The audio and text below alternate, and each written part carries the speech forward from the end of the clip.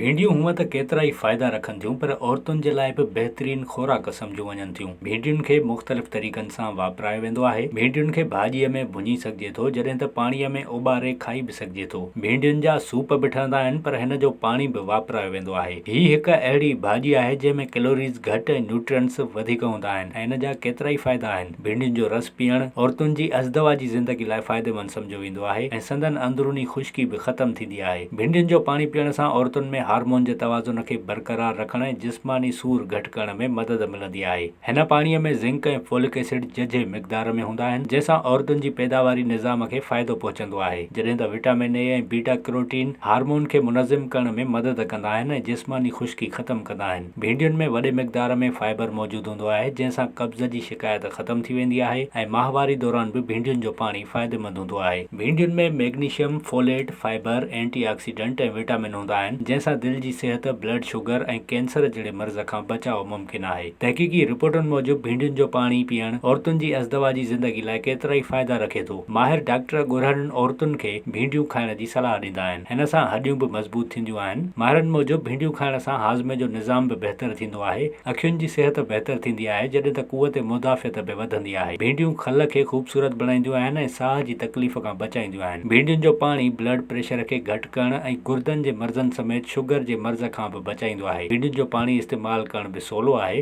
रुॻो भिंडियुनि खे पाणीअ में भिॼाए रखिणो पवंदो आहे।